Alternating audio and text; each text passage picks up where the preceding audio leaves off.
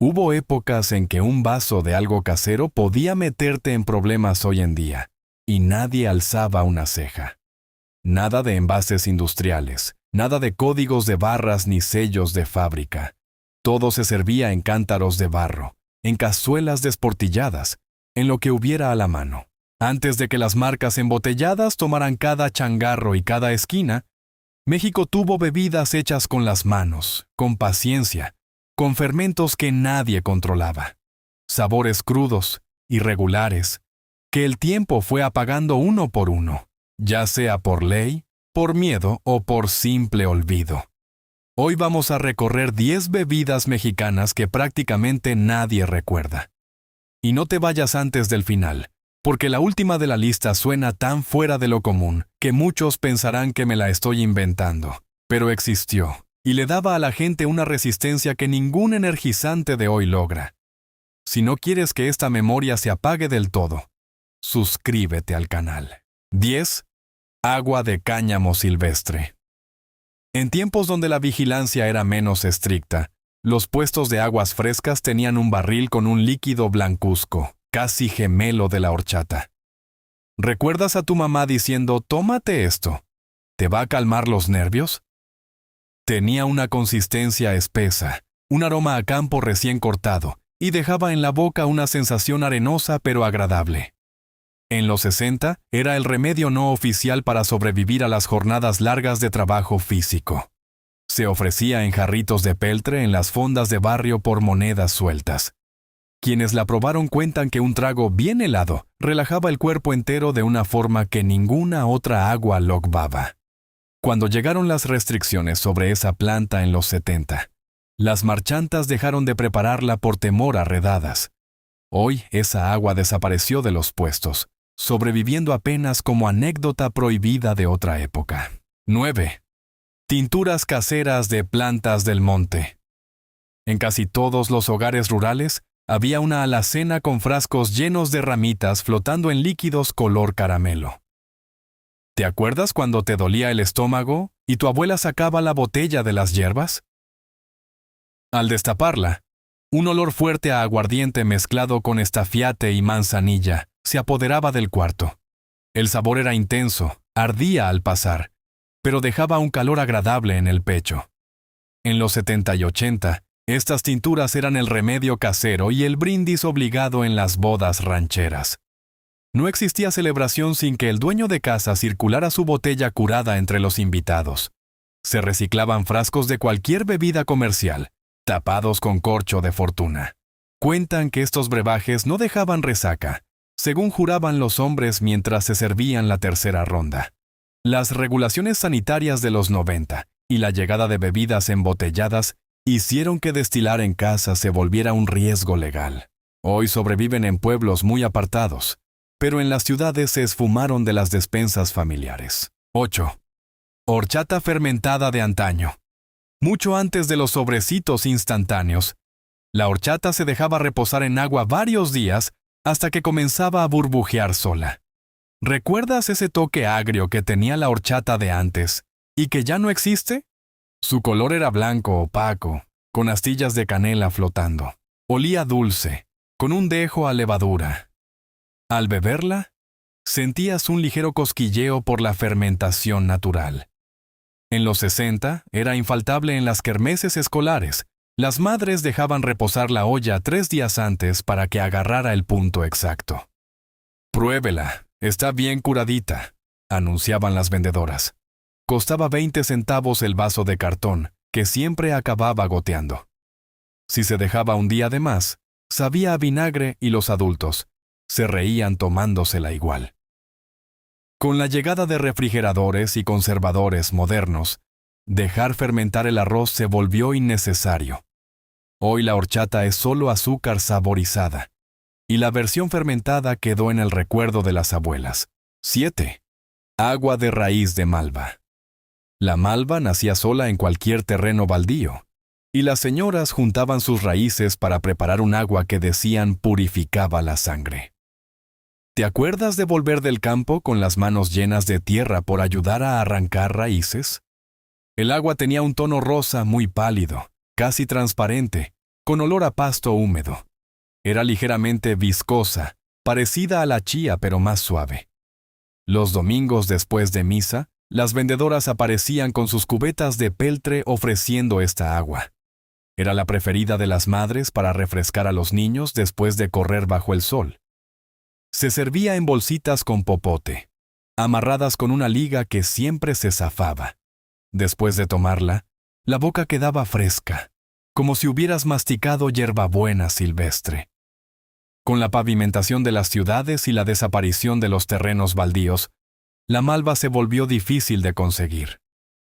Hoy los niños ni siquiera saben qué es, y esta bebida quedó sepultada bajo el asfalto de las colonias nuevas. 6.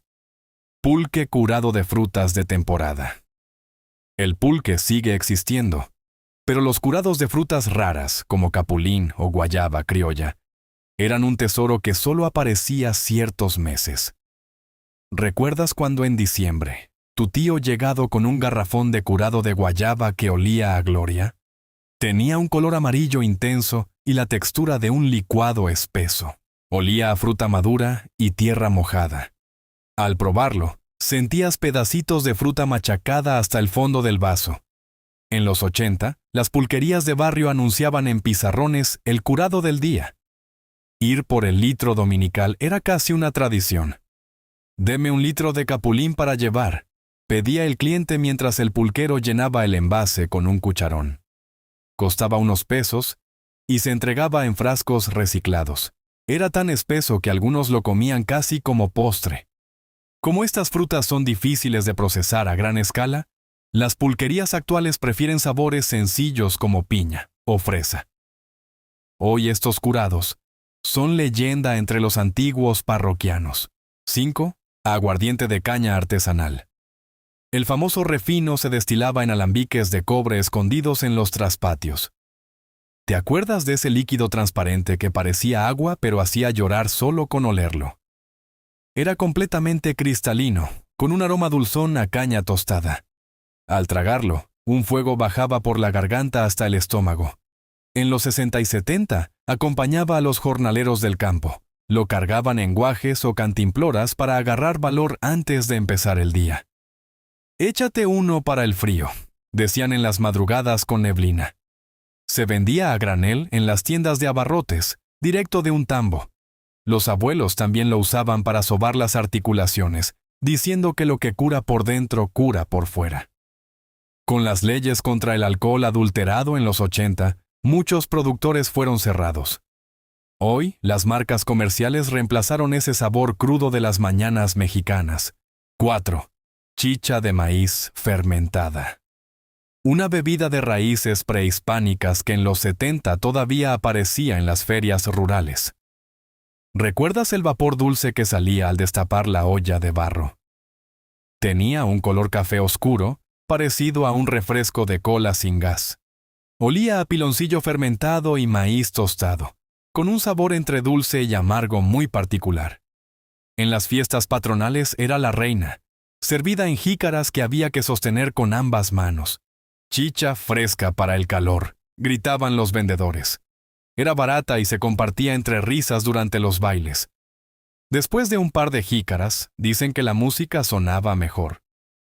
Poco a poco la cerveza, más fácil de transportar y enfriar, le fue ganando terreno. Hoy la chicha es casi un mito en el sureste mexicano, sobreviviendo solo en comunidades muy aisladas. 3.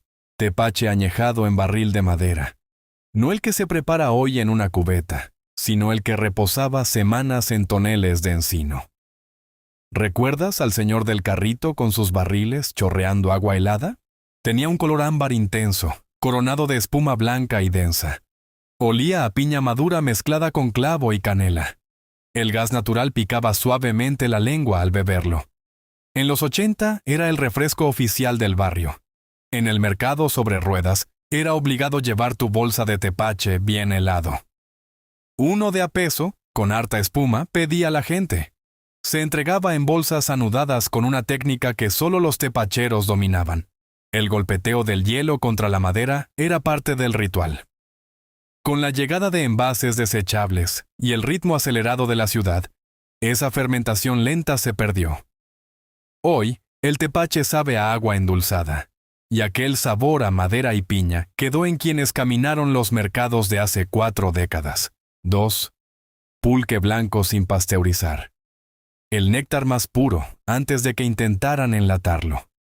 ¿Recuerdas el aroma inconfundible de una pulquería vieja desde media cuadra antes de llegar? Tenía un blanco hueso con textura viscosa que formaba hilos al servirse. Olía a pan recién horneado y agave fresco. Al beberlo, una frescura recorría todo el cuerpo. En los 60, era la bebida nacional por excelencia. Los obreros iban a la catedral, como apodaban a las pulquerías, después del trabajo. 1 litro de blanco, gritaban mientras jugaban dominó. Se servía en envases de vidrio según el tamaño, cuartillos, medios, litros. Decían que era tan nutritivo que le faltaba 1 grado para hacer carne. Las campañas de las cerveceras, tachándolo de bebida sucia, lo fueron hundiendo.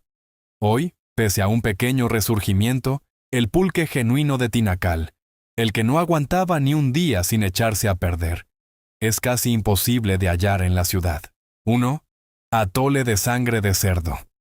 Una bebida que hoy suena perturbadora, pero que fue pilar energético para los campesinos de antes. ¿Recuerdas las matanzas en el patio de la casa, cuando las tías preparaban una olla gigante de barro? Contrario a lo que se piensa, no era rojo, sino café muy oscuro, parecido a un chocolate espeso. Olía a especias, canela y masa de maíz. Su sabor era salado y dulce a la vez, muy reconfortante. En los 60 y 70 se servía en los desayunos de días de campo, o tras una jornada de sacrificio animal, como ritual de respeto donde nada se desperdiciaba. «Tómate tu atole para que no te dé anemia», decían las abuelas sirviendo en tazas humeantes. Se acompañaba con pan recién horneado en horno de leña. 1 sola taza, decían, te daba fuerza para aguantar el sol todo el día. Con los nuevos hábitos alimenticios y las normas sanitarias en los rastros, conseguir sangre fresca se volvió casi imposible. Hoy es una de las bebidas más extrañas de México. Viva solo en los relatos de quienes conocieron el campo mexicano del siglo pasado. Las bebidas, como los ríos, corren, refrescan nuestra memoria y a veces se evaporan con los años. Estas 10 fueron el motor de un México que ya no está, uno de procesos lentos y sabores sin fórmula.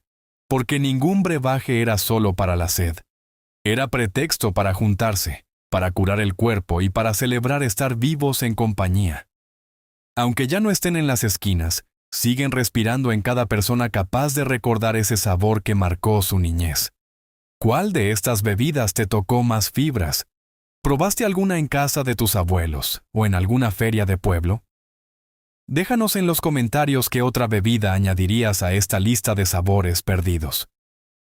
Comparte este video con tu papá o tu abuela. Seguro les sacará una sonrisa y una historia que no conocías.